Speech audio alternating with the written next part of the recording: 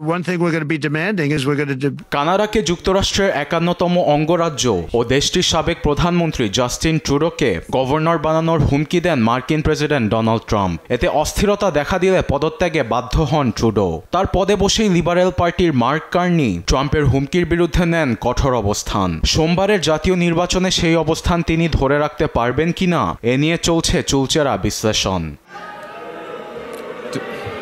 এবারের নির্বাচনে ট্রাম্প সবচেয়ে বড় ইস্যু বলে একমত ক্ষমতাসীন liberal party, conservative party, new Democrat পার্টির নেতারা। সাবেক প্রধানমন্ত্রী ট্রুডোর কিছু ব্যর্থতা থেকে গেছে, আর এসব ব্যর্থতাকে সুযোগ হিসেবে দেখছে কনজারভেটিভরা। এমনটি মনে করেন ক্যানাডিয়ান গ্লোবাল অ্যাফেয়ার্স ইনস্টিটিউটের প্রেসিডেন্ট ডেভিড পেরি। জানুয়ারির 20 তারিখের পর থেকে দেশে যা চলছে এতে লিবারেলদের জেতার সম্ভাবনা দেখছি না। জাস্টিন ট্রুডোর অব্যবস্থাপনার ও ট্রাম্পের আক্রমণাত্মক কথার কারণে জনপ্রিয়তা হারিয়েছে। কানাডাকে 51তম অঙ্গরাজ্য, প্রধানমন্ত্রীকে গভর্নর বলার উচিত জবাব ট্রুডো দিতে পারেনি।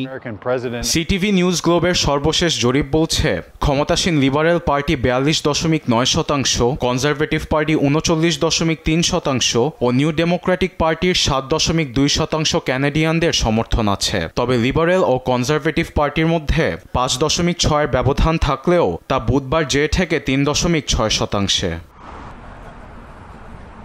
বিরোধীদের সমর্থনে আছে অধিকাংশ তরুণ ভোটার। গবেষণা সংস্থা ন্যানোজের জরিপে এসেছে 39.3% তরুণরা কনজারভেটিভ পার্টিকে সমর্থন দিয়েছে, যেখানে লিবারেলের পক্ষে মাত্র 30%। বিরোধী দলীয় নেতা পিয়ের পলিভ্রের উপর আমার ভরসা আছে। নির্বাচনে জয়লাভের পর তিনি জাস্টিন ট্রুডোর পথে হাঁটবেন না বলে আমি আশাবাদী। তিনি কর্মসংস্থান তৈরির পাশাপাশি আবাসন সমস্যারও সমাধান করতে পারবেন।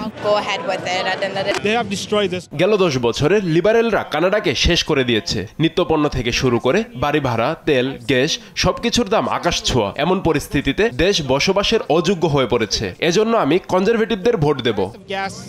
এদিকে সোমবারের নির্বাচনকে ঘিরে প্রায় 3 কোটি ভোটারদের মধ্যে 70 লাখের বেশি আগাম ভোট গণনা করা হয়েছে বলে জানিয়েছে দেশটির নির্বাচন কমিশন। পরবর্তী প্রধানমন্ত্রী নির্ধারণ করবেন দেশটির ভবিষ্যৎ। আরবেদ আফসার, নিউজ ডেস্ক, দেশ টিভি।